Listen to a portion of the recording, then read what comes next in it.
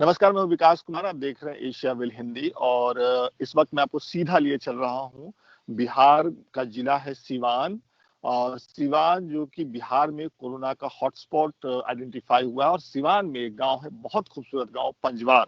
बहुत समय से उसकी अलग-अलग वजहों से चर्चा होती रही, लेकिन अभी फिलहाल पंजवार की चर्चा हो रही है क्योंकि वहाँ एक साथ कई मामले कोरोना के देखे गए हैं। और संजय सिंह हमारे साथ है स्काइप के माध्यम से, पंजवार के रहने वाले हैं और उनसे बातचीत करते हैं पंजवार के बारे में और सिवान की स्थिति के बारे में। संजय जी, ये बताइए कि आपके गाँव की अभी क्या स्थिति है?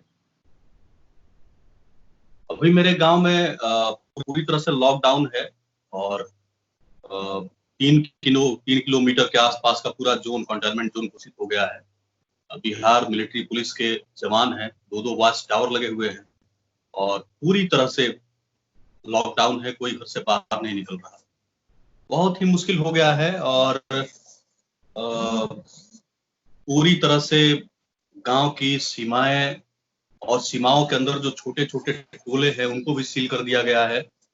जरूरत की चीजें जो हैं, शुरू में तो बहुत दिक्कत हुई लेकिन बाद में प्रशासन एक्टिव हुआ और जो सप्लाई चेन है वो थोड़ा सा दुरुस्त हुआ। एक बड़ी दिक्कत ये हो रही है कि बुजुर्ग हैं, बच्चे हैं, कोई कोरोना का अतिरिक्त भी व्यक्ति अगर किसी बीमारी से बीमार हो गया तो फिर उनके सामने बड़ी मुश्किल आ रही है। ये एक संकट है। गांव में अभी ये फसल कटाई का मौसम है और किसान जब कोई फसल बोता है तो उसी दिन का इंतजार करता है कि उसकी फसल कटे और पूरी उम्मीद उसकी फसल पर होती है। लेकिन इन दिनों में जब लॉकडाउन है यहाँ, अब कुछ दिन पहले तो ये स्थिति थी कि किसान बस अपनी फसल को देख रहे थे। मैं आपको एक एग्जांपल दूंगा कि एक व्यक्ति जो मजदूर था, अपने खेत में, अपने ही खेत में गेहूं की फसल काटने के लिए जा रहा था और ड्रोन कैमरे लगे हुए थे। ड्रोन कैमरे में तस्वीर उनकी आई। तस्वीर आने के बाद इंतजार हो गया और वो रात भर सोए नहीं। उनका परिवार रात भर रोता रहा कि क्या हो गया ये।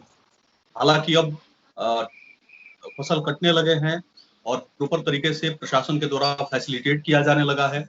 अब कहीं कोई दिक्कत नहीं है, लेकिन शुरुआती दिनों में बहुत बड़ी दिक्कत हुई। कैसे फैला आपके गांव में ये मामला? देखिए, मेरा गांव काफी जागरूक गांव है और पूरे बिहार में, पूरे देश में इसका एक अलग, इस गांव की एक अलग आइडेंटिटी है। जी। 1940 में यहाँ एक पुस्तकालय स्थापित हुआ था और आज भी वो रन कर रहा है।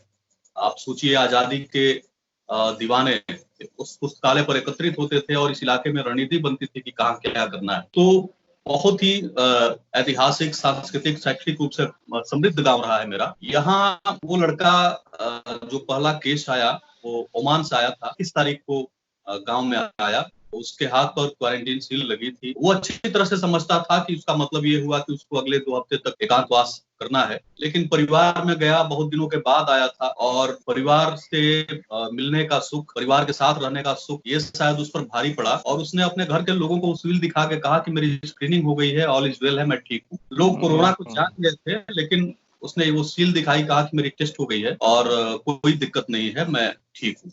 एक लड़का जो बाद में 8-10 दिन गांव में रहा, उसके बाद वो टेस्ट कराने के लिए गया सिवान डिस्ट्रिक्ट हेडक्वार्टर में। वहां टेस्ट करा, सैंपल देने के बाद वो फिर वापस गांव आ गया और गांव आके उसने ये कहा कि मैंने टेस्ट अपना करा लिया और मैं ठीक। गांव के लोगों ने उसके साथ, जो उसके नेबर्स थे और उसके फ्रेंड्स थे, उसने ये समझा कि ठीक हो गया है, कोई दिक्कत नहीं। तो इन 2-3 दिनों में, मतलब उसका सैंपल जब लिया गया और जब उसका रिजल्ट आया, इस बीच 3 दिन का समय था। इस 3 दिन में उसकी गैदरिंग काफी बढ़ी। फ्रेंड्स के साथ उसने क्रिकेट भी खेला और उसमें जो एक पॉजिटिव पाया गया लड़का, वो उसका क्रिकेट कलीग और उसके फैमिली से बाहर सिर्फ एक व्यक्ति को हुआ था। हालांकि वो भी निगेटिव हो गया है और उसके परिवार के सारे लोगों की टेस्ट भी निगेटिव आई है और रिजल्ट भी निगेटिव आया है। मतलब गांव में स्प्रेड नहीं किया है, कोरोना स्प्रेड नहीं किया है।